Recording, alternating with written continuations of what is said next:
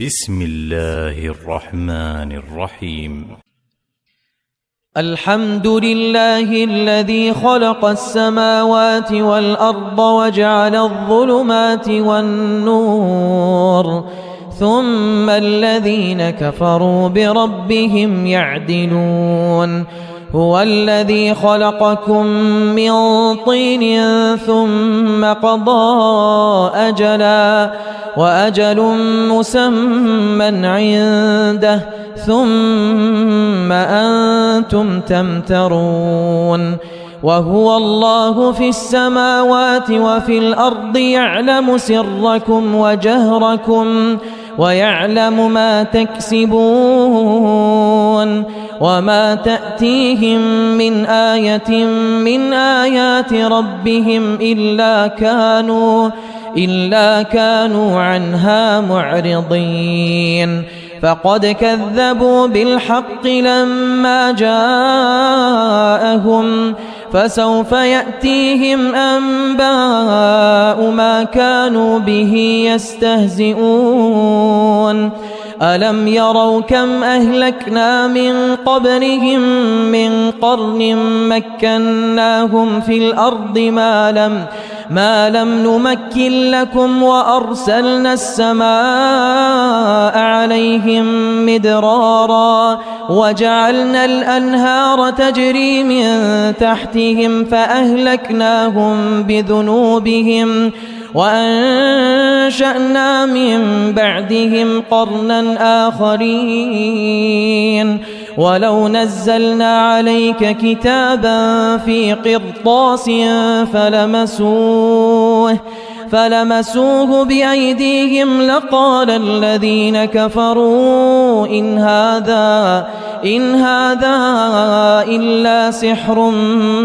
مبين. وقالوا لولا أنزل عليه ملك ولو أنزلنا ملكا لقضي الأمر ثم لا ينظرون. ولو جعلناه ملكا لجعلناه رجلا وللبسنا عليهم ما يلبسون. ولقد استهزئ برسل من قبلك فحاق بالذين سخروا منهم ما كانوا به يستهزئون. قل سيروا في الأرض ثم انظروا كيف كان عاقبة المكذبين. قل لمن ما في السماوات والأرض قل لله كتب على نفسه الرحمة ليجمعنكم إلى يوم القيامة لا ريب فيه. الذين خسروا أنفسهم فهم لا يؤمنون.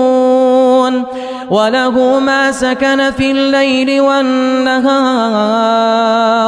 وهو السميع العليم. قل أغير الله أتخذ وليا فاطر السماوات والأرض وهو يطعم ولا يطعم قل إني أمرت أن أكون أول من أسلم ولا تكونن من المشركين. قل إني أخاف إن عصيت ربي عذاب يوم عظيم. من يصرف عنه يومئذ فقد رحمه وذلك الفوز المبين. وإن يمسسك الله بضر فلا كاشف له إلا هو وإن يمسسك بخير فهو على كل شيء قدير. وهو القاهر فوق عباده وهو الحكيم الخبير. قل أي شيء أكبر شهادة قل الله شهيد بيني وبينكم وأوحي إلي هذا القرآن لأنذركم به ومن بلغ أئنكم لتشهدون أن مع الله آلهة أخرى قل لا أشهد قل إنما هو إله واحد وإنني بريء مما تشركون الذين آتيناهم الكتاب يعرفونه كما يعرفون أبناءهم الذين خسروا أنفسهم فهم لا يؤمنون ومن أظلم ممن افترى على الله كذبا أو كذب بآياته إنه لا يفلح الظالمون ويوم نحشرهم جميعا ثم نقول للذين أشركوا أين شركاؤكم الذين كنتم تزعمون ثم لم تكن فتنتهم إلا أن قالوا والله ربنا ما كنا مشركين انظر كيف كذبوا على أنفسهم وضل عنهم ما كانوا يفترون ومنهم من يستمع إليك وجعلنا على قلوبهم أكنة أن يفقهوه وفي آذانهم وقرا وإن يروا كل آية لا يؤمنوا بها حتى إذا جاءوك يجادلونك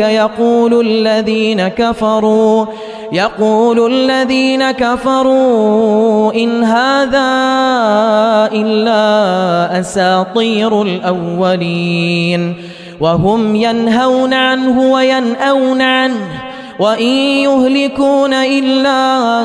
أنفسهم وما يشعرون ولو ترى إذ وقفوا على النار فقالوا يا ليتنا نرد ولا نكذب بآيات ربنا ونكون من المؤمنين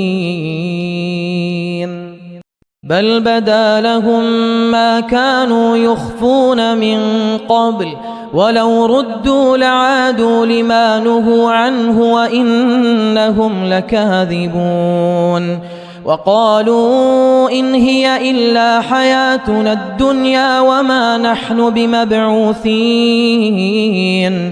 ولو ترى إذ وقفوا على ربهم قال أليس هذا بالحق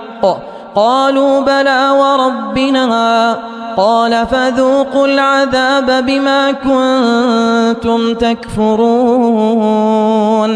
قد خسر الذين كذبوا بلقاء الله حتى إذا جاءتهم الساعة بغتة قالوا يا حسرتنا على ما فرطنا فيها وهم يحملون أوزارهم على ظهورهم ألا ساء ما يزرون وما الحياة الدنيا إلا لعب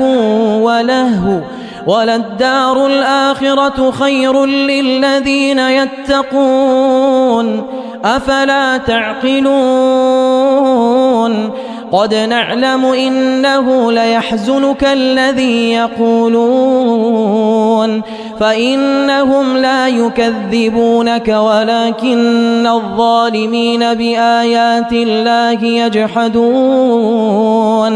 ولقد كذبت رسل من قبلك فصبروا على ما كذبوا وأوذوا حتى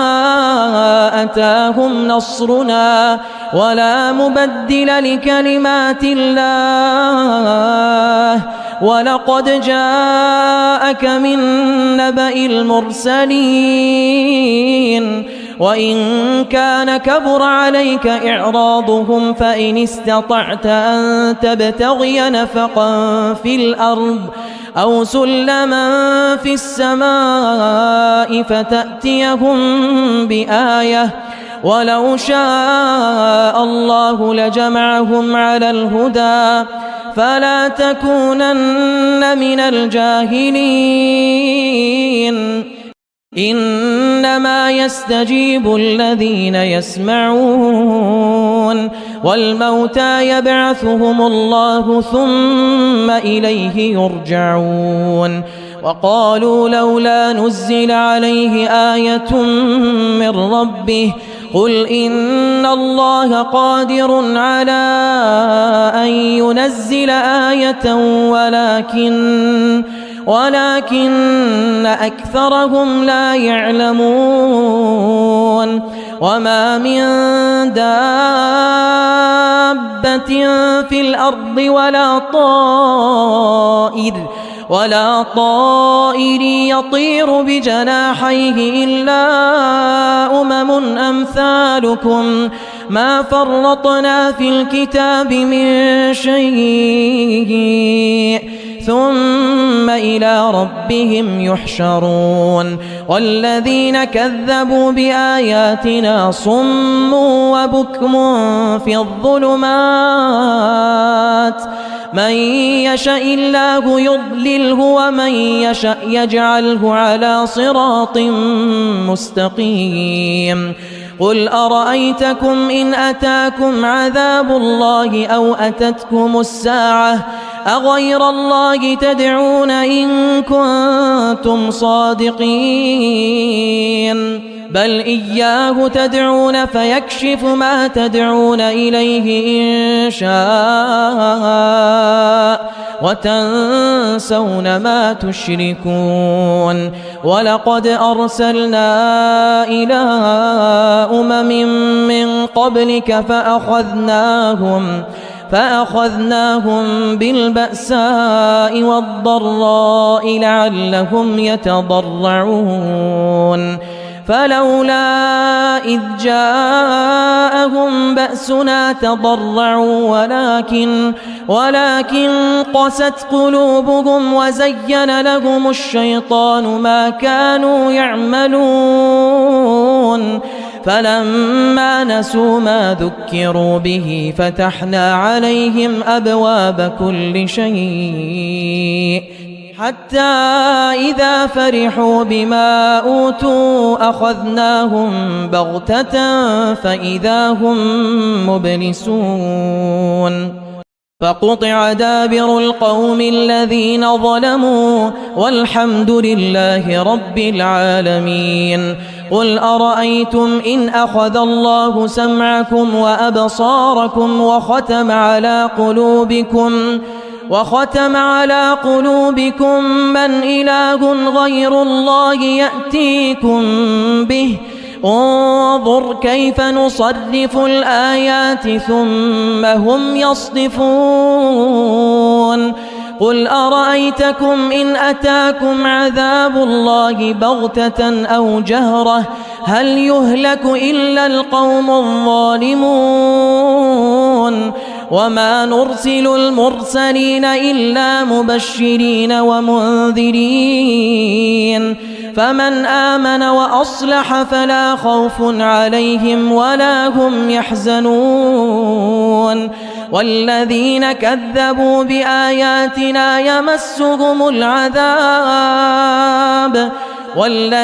كذبوا بآياتنا يمسهم العذاب بما كانوا يفسقون قل لا أقول لكم عندي خزائن الله ولا أعلم الغيب ولا أقول لكم إني ملك إن أتبع إلا ما يوحى إلي قل هل يستوي الأعمى والبصير أفلا تتفكرون وأنذر به الذين يخافون أن يحشروا إلى ربهم ليس لهم من دونه ولي ولا شفيع لعلهم يتقون ولا تطرد الذين يدعون ربهم بالغداة والعشي يريدون وجهه ما عليك من حسابهم من شيء وما من حسابك عليهم من شيء فتطردهم فتكون من الظالمين. وكذلك فتنا بعضهم ببعض ليقولوا أهؤلاء من الله عليهم من بيننا أليس الله بأعلم بالشاكرين. وإذا جاءك الذين يؤمنون بآياتنا فقل سلام عليكم كتب ربكم على نفسه الرحمة أنه من عمل منكم سوءا بجهالة ثم تاب من بعده وأصلح فأنه غفور رحيم. وكذلك نفصل الآيات ولتستبين سبيل المجرمين. قل إني نهيت أن أعبد الذين تدعون من دون الله قل لا أتبع أهواءكم قد ضللت إذا وما أنا من المهتدين. قل إني على بينة من ربي وكذبتم به ما عندي ما تستعجلون به إن الحكم إلا لله يقص الحق وهو خير الفاصلين. قل لو أن عندي ما تستعجلون به لقضي الأمر بيني وبينكم والله أعلم بالظالمين. وعنده مفاتح الغيب لا يعلمها إلا هو ويعلم ما في البر والبحر وما تسقط من ورقة إلا يعلمها ولا حبة في ظلمات الأرض ولا رطب ولا يابس إلا في كتاب مبين. وهو الذي يتوفاكم بالليل ويعلم ما جرحتم بالنهار ثم يبعثكم فيه ليقضى أجل مسمى ثم إليه مرجعكم ثم ينبئكم بما كنتم تعملون. وهو القاهر فوق عباده ويرسل عليكم حفظة حتى إذا جاء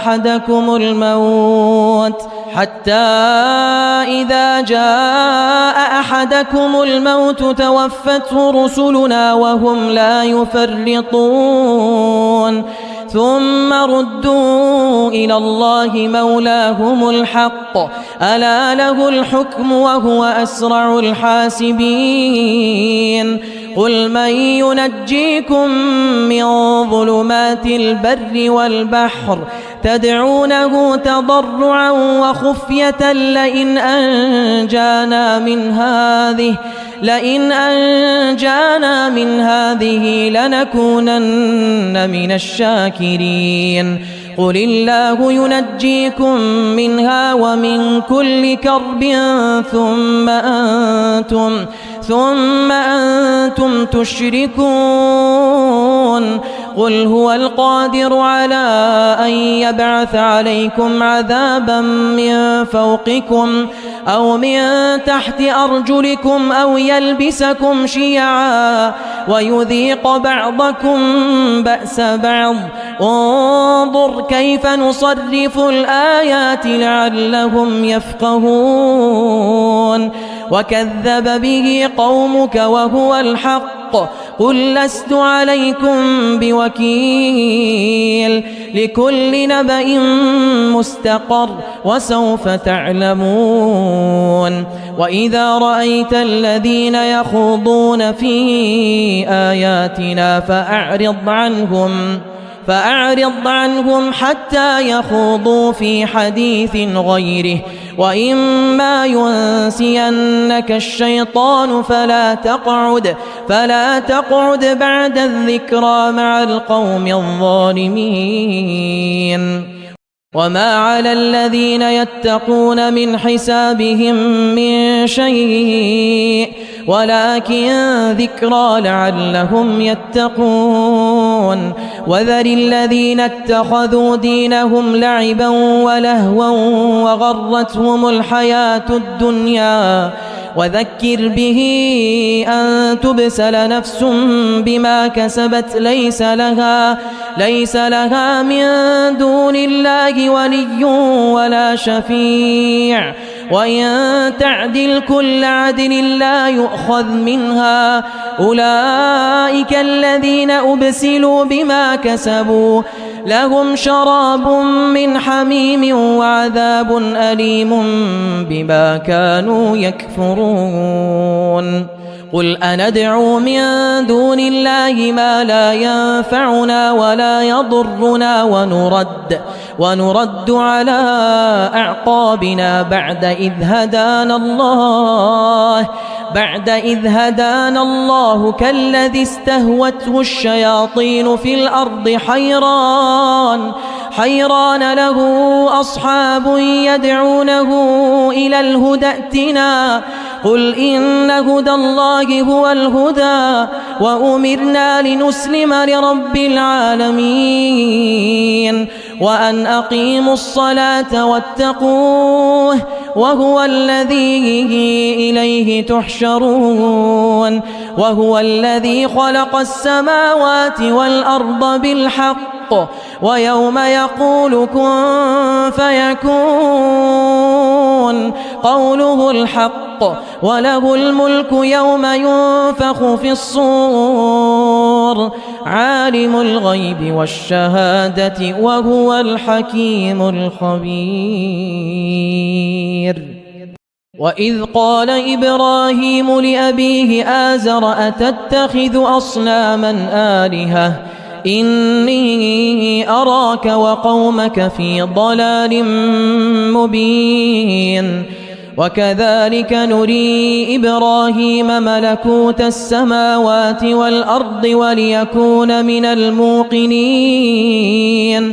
فلما جن عليه الليل رأى كوكبا قال هذا ربي فلما أفل قال لا أحب الآفلين فلما رأى القمر بازغا قال هذا ربي فلما أفل قال لئن لم يهدني ربي لأكونن من القوم الضالين فلما رأى الشمس بازغة قال هذا ربي هذا أكبر فلما أفلت قال يا قوم إني بريء مما تشركون إني وجهت وجهي للذي فطر السماوات والأرض حنيفا وما أنا من المشركين وحاجه قومه قال أتحاجوني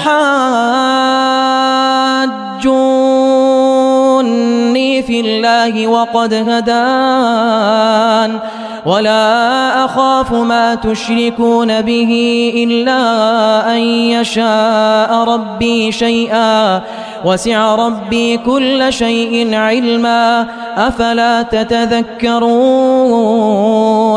وكيف أخاف ما أشركتم ولا تخافون أنكم أشركتم بالله ما لم ينزل به عليكم سلطانا فأي الفريقين أحق بالأمن إن كنتم تعلمون الذين آمنوا ولم يلبسوا إيمانهم بالظلم أولئك لهم الأمن وهم مهتدون وتلك حجتنا آتيناها إبراهيم على قومه نرفع درجات من نشاء إن ربك حكيم عليم ووهبنا له إسحاق ويعقوب كلا هدينا ونوحا هدينا من قبل ومن ذريته داود وسليمان وأيوب ويوسف وموسى وهارون وكذلك نجزي المحسنين وزكريا ويحيى وعيسى وإلياس كل من الصالحين وإسماعيل واليسع ويونس ولوطا وكلا فضلنا على العالمين ومن آبائهم وذرياتهم وإخوانهم واجتبيناهم وهديناهم إلى صراط مستقيم ذلك هدى الله يهدي به من يشاء من عباده ولو أشركوا لحبط عنهم ما كانوا يعملون أولئك الذين آتيناهم الكتاب والحكم والنبوة فإن يكفر بها هؤلاء فقد وكلنا بها قوما ليسوا بها بكافرين أولئك الذين هدى الله فبهداه مقتده قل لا أسألكم عليه أجرا إن هو إلا ذكرى للعالمين وما قدروا الله حق قدره إذ قالوا ما أنزل الله على بشر من شيء قل من أنزل الكتاب الذي جاء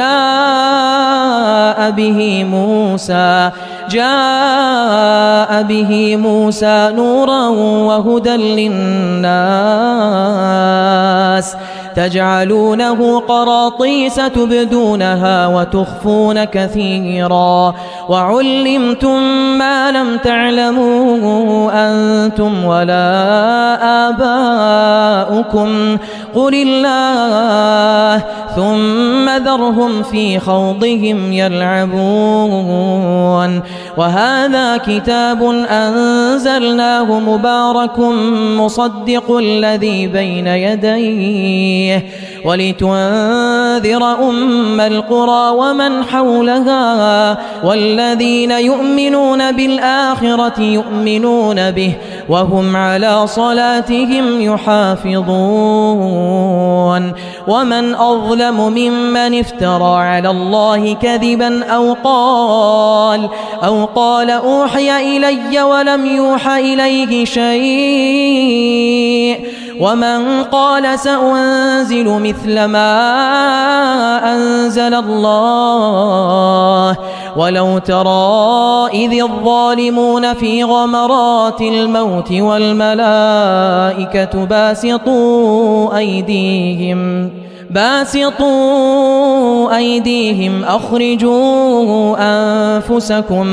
أخرجوا أنفسكم اليوم تجزون عذاب الهون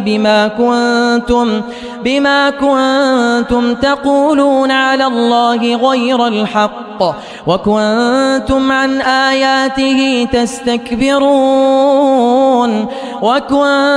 عن آياته تستكبرون ولقد جئتمونا فرادا كما خلقناكم أول مرة وتركتم ما خولناكم وراء ظهوركم وما نرى معكم شفعاءكم الذين زعمتم أنهم فيكم شركاء لقد تقطع بينكم وضل عنكم ما كنتم تزعمون إن الله فالق الحب والنوى يخرج الحي من الميت ومخرج الميت من الحي ذلكم الله فأنى تؤفكون فالق الإصباح وجعل الليل سكنا والشمس والقمر حسبانا ذلك تقدير العزيز العليم وهو الذي جعل لكم النجوم لتهتدوا بها في ظلمات البر والبحر قد فصلنا الآيات لقوم يعلمون وهو الذي أنشأكم من نفس واحدة فمستقر ومستودع قد فصلنا الآيات لقوم يفقهون وهو الذي أنزل من السماء ماء فأخرجنا به نبات كل شيء فأخرجنا منه خضرا نخرج منه حبا متراكبا ومن النخل من طلعها قنوان دانية وجنات من أعناب والزيتون والرمان مشتبها وغير متشابه انظروا إلى ثمره إذا أثمر وينعه إن في ذلكم لآيات لقوم يؤمنون وجعلوا لله شركاء الجن وخرقوا له بنين وبنات بغير علم سبحانه وتعالى عما يصفون بديع السماوات والأرض أنى يكون له ولد ولم تكن له صاحبة وخلق كل شيء وهو بكل شيء عليم ذلكم الله ربكم لا إله إلا هو خالق كل شيء فاعبدوه وهو على كل شيء وكيل لا تدركه الأبصار وهو يدرك الأبصار وهو اللطيف الخبير قد جاءكم بصائر من ربكم فمن أبصر فلنفسه ومن عمي فعليها وما أنا عليكم بحفيظ وكذلك نصرف الآيات وليقولوا درست ولنبينه لقوم يعلمون اتبع ما أوحي إليك من ربك لا إله إلا هو وأعرض عن المشركين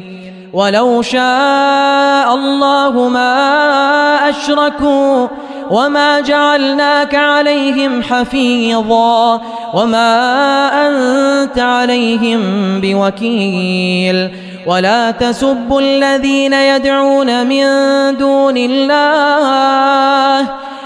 تسبوا الذين يدعون من دون الله فيسبوا الله عدوا بغير علم كذلك زينا لكل أمة عملهم ثم إلى ربهم مرجعهم فينبئهم بما كانوا يعملون وأقسموا بالله جهد أيمانهم لئن جاءتهم آية ليؤمنن بها قل إنما الآيات عند الله وما يشعركم أنها إذا جاءت لا يؤمنون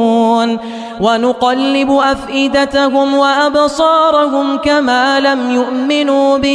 كما لم يؤمنوا به أول مرة ونذرهم في طغيانهم يعمهون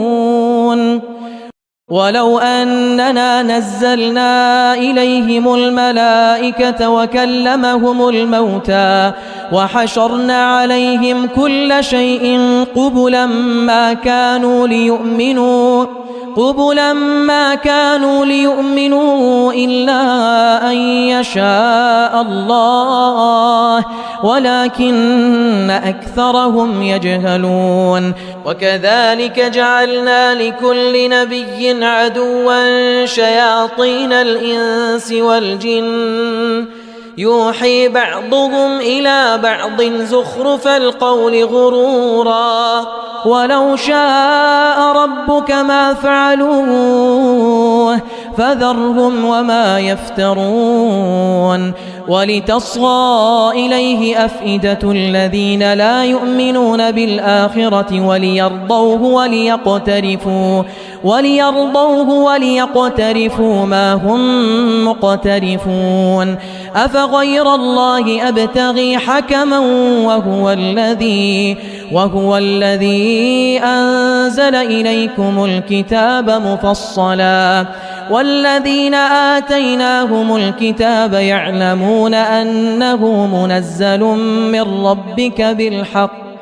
فلا تكونن من الممترين وتمت كلمة ربك صدقا وعدلا لا مبدل لكلماته وهو السميع العليم وإن تطع أكثر من في الأرض يضلوك عن سبيل الله إن يتبعون إلا الظن وإن هم إلا يخرصون إن ربك هو أعلم من يضل عن سبيله وهو أعلم بالمهتدين فكلوا مما ذكر اسم الله عليه إن كنتم بآياته مؤمنين وما لكم ألا تأكلوا مما ذكر اسم الله عليه وقد فصل لكم ما حرم عليكم إلا ما اضطررتم إليه وإن كثيرا ليضلون بأهوائهم بغير علم إن ربك هو أعلم بالمعتدين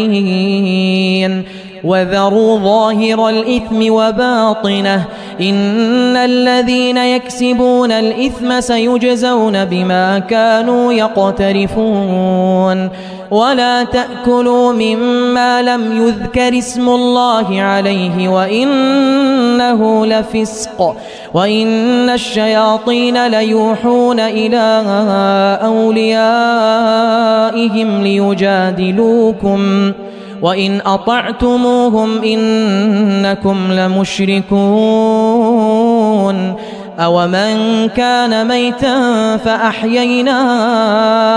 وجعلنا له نورا يمشي به في الناس كمن مثله في الظلمات ليس بخارج منها كذلك زين للكافرين ما كانوا يعملون وكذلك جعلنا في كل قرية أكابر مجرميها ليمكروا فيها وما يمكرون إلا بأنفسهم وما يشعرون وإذا جاءتهم آية قالوا لن نؤمن حتى نؤتى مثل ما أوتي رسل الله الله أعلم حيث يجعل رسالته سيصيب الذين أجرموا صغار عند الله وعذاب شديد بما كانوا يمكرون فمن يرد الله أن يهديه يشرح صدره للإسلام ومن يرد أن يضله يجعل صدره ضيقا حرجا كأنما يصعد في السماء كذلك يجعل الله الرجس على الذين لا يؤمنون وهذا صراط ربك مستقيما قد فصلنا الآيات لقوم يذكرون لهم دار السلام عند ربهم وهو وليهم بما كانوا يعملون ويوم يحشرهم جميعا يا معشر الجن قد استكثرتم من الإنس وقال أولياؤهم من الإنس ربنا استمتع بعضنا ببعض وبلغنا أجلنا الذي أجلت لنا قال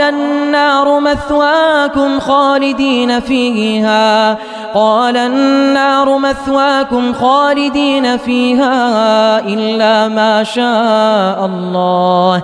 إن ربك حكيم عليم وكذلك نولي بعض الظالمين بعضا بما كانوا يكسبون يا معشر الجن والإنس ألم يأتكم رسل منكم يقصون عليكم آياتي وينذرونكم لقاء يومكم هذا قالوا شهدنا على أنفسنا وغرتهم الحياة الدنيا وشهدوا على أنفسهم أنهم كانوا كافرين ذلك أن لم يكن ربك مهلك القرى بظلم وأهلها غافلون ولكل درجات مما عملوا وما ربك بغافل عما يعملون وربك الغني ذو الرحمة إن يشأ يذهبكم ويستخلف من بعدكم ما يشاء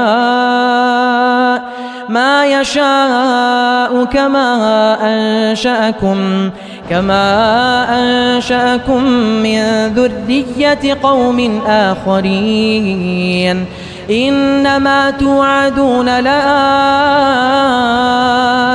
وما أنتم بمعجزين قل يا قوم اعملوا على مكانتكم إني عامل فسوف تعلمون من تكون له عاقبة الدار إنه لا يفلح الظالمون وجعلوا لله مما ذرأ من الحرث والأنعام نصيبا فقالوا هذا لله بزعمهم وهذا لشركائنا فما كان لشركائهم فلا يصل إلى الله وما كان لله فهو يصل إلى شركائهم ساء ما يحكمون وكذلك زين لكثير من المشركين قتل أولادهم شركاؤهم ليردوهم وليلبسوا عليهم دينهم ولو شاء الله ما فعلوه فذرهم وما يفترون وقالوا هذه أنعام وحرث حجر لا يطعمها إلا من نشاء بزعمهم وأنعام حرمت ظهورها وأنعام لا يذكرون اسم الله عليها افتراء عليه سيجزيهم بما كانوا يفترون وقالوا ما في بطون هذه الأنعام خالصة لذكورنا ومحرم على أزواجنا وإن يكن ميتة فهم فيه شركاء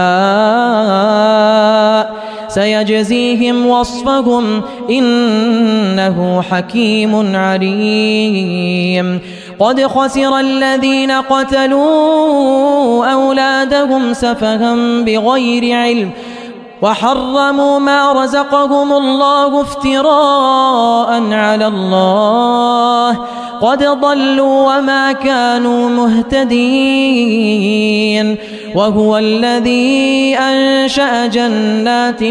معروشات وغير معروشات والنخل والزرع مختلفا أكله والزيتون والرمان متشابها وغير متشابه كلوا من ثمره إذا أثمر وآتوا حقه يوم حصاده ولا تسرفوا إنه لا يحب المسرفين ومن الأنعام حمولة وفرشا كلوا مما رزقكم الله ولا تتبعوا خطوات الشيطان إنه لكم عدو مبين 8 أزواج من الضأن 2 ومن المعز 2 قل أذكرين حرم أم الأنثيين أما اشتملت عليه أرحام الأنثيين نبئوني بعلم إن كنتم صادقين ومن الإبل 2 ومن البقر 2 قل أذكرين حرم أم الأنثيين أما اشتملت عليه أرحام الأنثيين أم كنتم شهداء إذ وصاكم الله بهذا فمن أظلم ممن افترى على الله كذبا ليضل الناس بغير علم إن الله لا يهدي القوم الظالمين قل لا أجد فيما أوحي إلي محرما على طاعم يطعمه إلا أن يكون ميتة أو دما مسفوحا أو لحم خنزير فإنه رجس أو فسقا أهل لغير الله به فمن اضطر غير باغ ولا عاد فإن ربك غفور رحيم وعلى الذين هادوا حرمنا كل ذي ظفر ومن البقر والغنم حرمنا عليهم شحومهما إلا ما حملت ظهورهما أو الحوايا أو ما اختلط بعظم ذلك جزيناهم ببغيهم وإنا لصادقون فإن كذبوك فقل ربكم ذو رحمة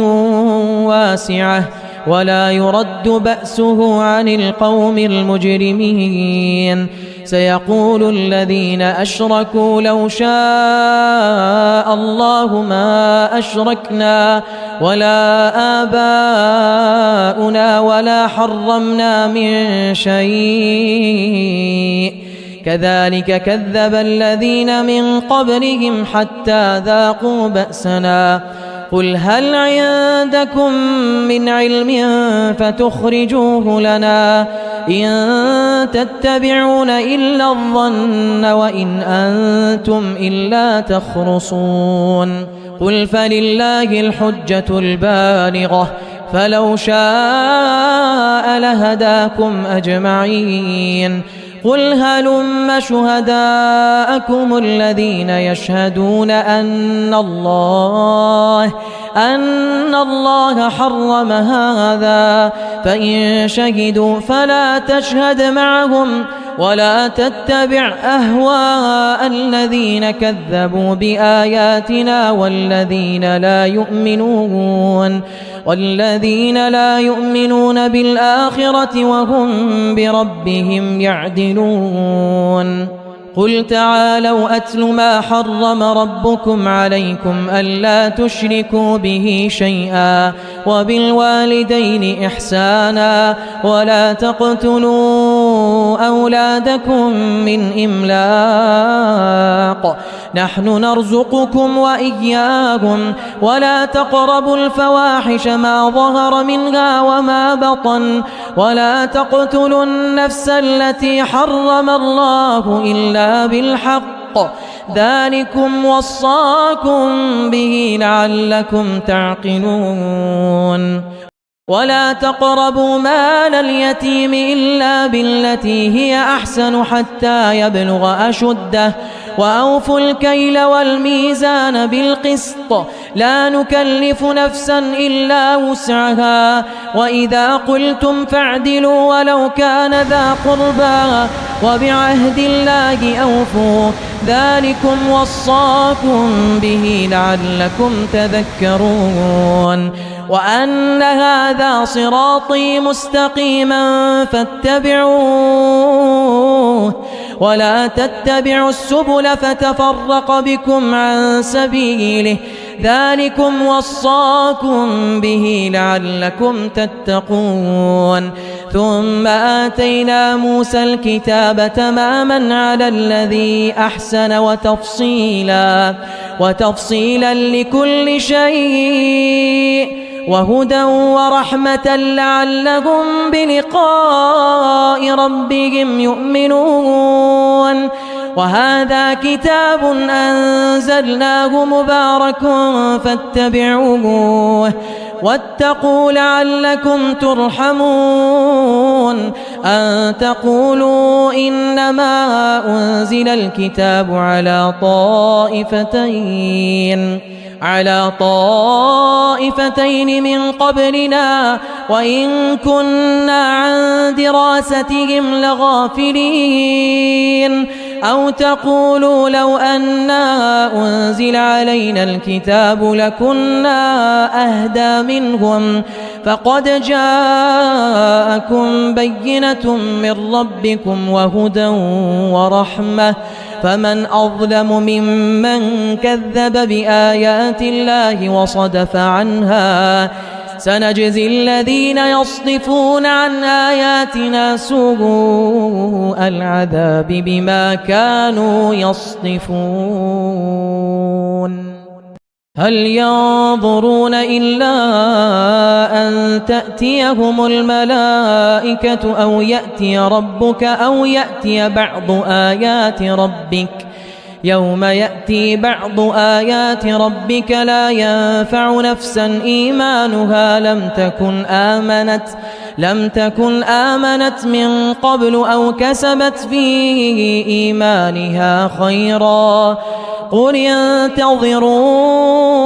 إنا منتظرون. إن الذين فرقوا دينهم وكانوا شيعا لست منهم في شيء إنما أمرهم إلى الله ثم ينبئهم بما كانوا يفعلون. من جاء بالحسنة فله 10 أمثالها ومن جاء بالسيئة فلا يجزى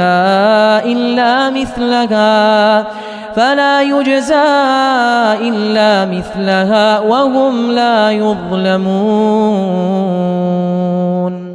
قل إنني هداني ربي إلى صراط مستقيم دينا قيما ملة إبراهيم حنيفا وما كان من المشركين. قل إن صلاتي ونسكي ومحياي ومماتي لله رب العالمين لا شريك له وبذلك أمرت وأنا أول المسلمين. قل أغير الله أبغي ربا وهو رب كل شيء ولا تكسب كل نفس إلا عليها ولا تزر وازرة وزر أخرى ثم إلى ربكم مرجعكم فينبئكم بما كنتم فيه تختلفون وهو الذي جعلكم خلائف الأرض ورفع بعضكم فوق بعض درجات ليبلوكم فيما آتاكم إن ربك سريع العقاب وإنه لغفور رحيم.